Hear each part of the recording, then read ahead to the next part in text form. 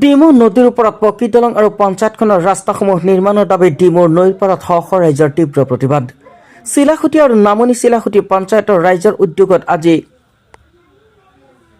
আজি বৰষুণকো নেওচি চৰকাৰৰ বিৰুদ্ধে শ শ পুৰুষ মহিলাই ঘাটে ঘাটে প্লে কাৰ্ড লৈ উলিয়ালে তীব্ৰ প্ৰতিবাদ।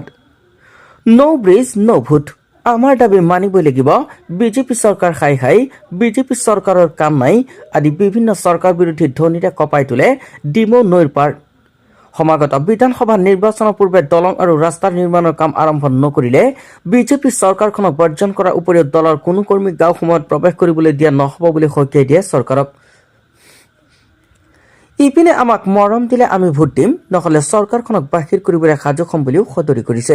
কাৰণে বহুত কষ্ট হয়, ইমানবোৰ অঞ্চলৰ কাৰণে ল'ৰা ছোৱালী সকলো স্কুললৈ যাব লাগে, যান বাহন যাব নোৱাৰে, খোজকাঢ়িও যাব নোৱাৰে। এনেকে পানী বহুত বাৰিষাত হয়, ঢৌ উঠি পাৰ কৰিব নোৱাৰো। আপোনালোকে কি বিচাৰিছে? আমি দলং বিচাৰিছো ডিমু নদীখনৰ কাৰণে।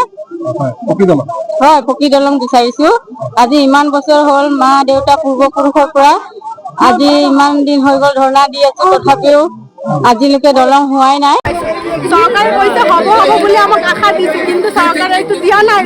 হ'ব হ'ব বুলি আশা দিছে, দিয়া নাই এতিয়ালৈকে। আমি ইমান বছৰৰ পৰা আমি চেষ্টা কৰিছো, হ'লে বি দিয়া নাই। আমাৰ ছাত্ৰ ছাত্ৰীসকল আৰু ৰোগীসকলৰ বাবে আৰু যাতায়াতসকলৰ বাবে ইমান ডিষ্টাৰ্ব হৈ আছে। চিলাপথাৰ যাতায়াত কৰিবলৈ আৰু ডিব্ৰুগড় মেডিকেল যাতায়াত কৰিবৰ কাৰণে আমাৰ ৰোগীসকল বাৰিষা কেনেকে বাৰিষা একদম দিবই নোৱাৰো। আমি বাৰিষাৰ সময়ত একদম দিবই নোৱাৰো। একদমৰ সময়ত ইমান ডাঙৰ নদী হৈ থাকে, পানী হৈ থাকে, আমি কেনেকুৱা ছাত্ৰ ছাত্ৰীসকলে পাৰ হৈ যাম? সৰু সৰু ছাত্ৰ ছাত্ৰীসকলে আমি পাৰ হৈ যাবই নোৱাৰো। ইমান চৰকাৰক আবেদন জনাইছো, দলংখন আমাৰ লাগে। অহা 26ৰ নিৰ্বাচনৰ আগতে যে দলংখন আমাৰ যেনেকুৱা হ'লে চৰকাৰক আবেদন জনাইছো লাগে।